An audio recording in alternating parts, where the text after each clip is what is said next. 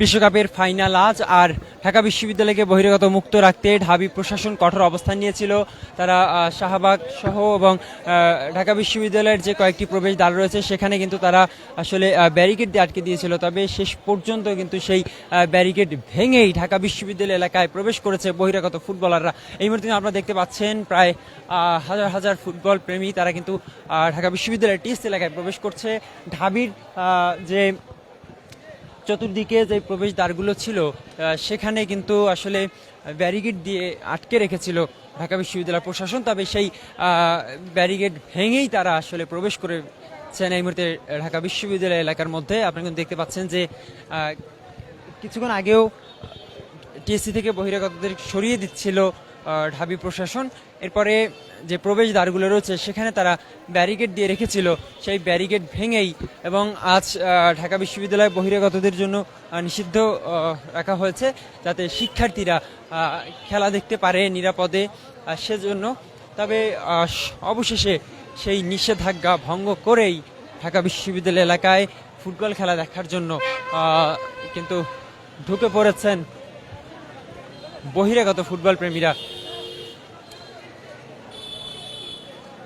আপনারা দেখতে পাচ্ছেন যে যেই দিক থেকে পারছে সেই দিক থেকে কিন্তু প্রবেশ করছে আসলে ফুটবল প্রেমীরা।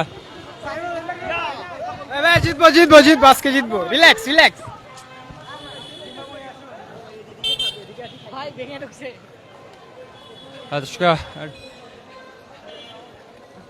বহিরাগত ফুটবল প্রেমীরা তারা কিন্তু ব্যারিকেড ভেঙেই ঢুকে পড়েছে ঢাকা বিশ্ববিদ্যালয় এলাকায়।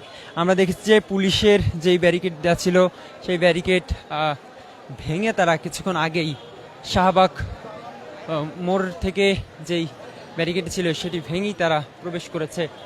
আজ ঢাবি টিএসসিতে বহিরাগতদের জন্য কিন্তু নিষেধাজ্ঞা ছিল, তবে সেই নিষেধাজ্ঞা ভঙ্গ করেই হাজার হাজার ফুটবল প্রেমী এই মুহূর্তে অবস্থান করছেন ঢাকা বিশ্ববিদ্যালয়ের টিএসসিতে।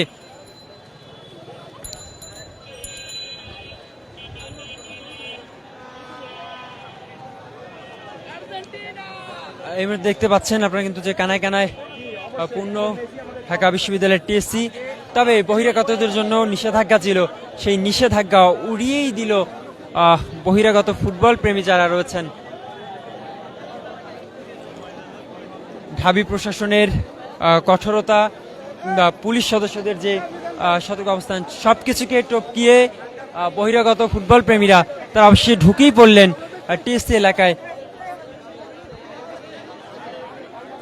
এই মুহূর্তে আপনাদের দেখানোর চেষ্টা করছিলাম ঢাকা বিশ্ববিদ্যালয়ের যে টিএসসি এলাকা থেকে যে নিষেধাজ্ঞা ভঙ্গ করেও ঢাবিতে কিন্তু এসেছেন তারা।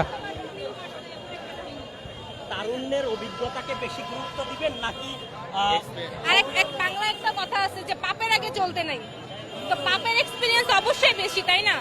আমি কখনোই আমার পাপের আগে যাইতে পারবো না। তো এইটাই আমরা এক্সপেকটেশন রাখি যে মেসি জিতবে, যেহেতু মেসি একটা এক্সপিরিয়েন্স আছে। লামিন ইয়ামালের maybe first time World Cup, তাই না? আর মেসি ওয়ার্ল্ড কাপ খেলছে কিন্তু অনেকবার, আর বার্সেলোনার প্লেয়ার পুরানো। তো আমার মনে হয় মেসি বার্সেলোনা সম্পর্কে জানে যে কিভাবে একটা টিম খেলতে পারে না খেলতে পারে। আর স্পেনের বেশিরভাগ প্লেয়ারই কিন্তু বার্সেলোনার, তাই না? টিএসসি তো খেলা দেখতে সবসময় আসা হয়, এখানে আসলে একটু মজার ব্যাপারটাকে আসলে অনেক জোশ ভাবে উপভোগ করার জন্য আমরা টিএসসিতে আসছি, বিশেষ করে আমি আসছি। দর্শক যেমনটি শুনছিলেন যে আসলে টিএসসিতে খেলার উন্মাদনাটা বেশি, সেজন্যই তারা আসলে এসেছেন টিএসসিতে এবং আসলে সব ধরনের বাধা অতিক্রম করে তারা ঢুকে পড়েছেন টিএসসি এলাকায়। এই মুহূর্তে রাজু ভাস্কর্যের সামনে কিন্তু আপনারা দেখছেন যে হাজারের অধিক ফুটবল প্রেমী তারা এখানে অবস্থান নিয়েছেন। ঢাকা বিশ্ববিদ্যালয়ের চতুর্দিকেই যে প্রবেশদ্বারগুলো রয়েছে সবগুলোতেই কিন্তু ব্যারিকেড দেওয়া ছিল, সেই ব্যারিকেড ভেঙে পুলিশের উপস্থিতিতেই কিন্তু তারা সেই ব্যারিকেড ভেঙে ঢুকে পড়েছেন ঢাকা বিশ্ববিদ্যালয় এলাকায়। দর্শক, ঢাবি প্রশাসন আজ তারা কিন্তু চেয়েছিল যে বহিরাগত মুক্ত রাখতে, তবে সেটি কিন্তু সম্ভব হয়নি। আমরা এই মুহূর্তে আপনাদেরকে যেমনটি দেখানোর চেষ্টা করছি এই রাজু ভাস্কর্যের ঠিক সামনে থেকে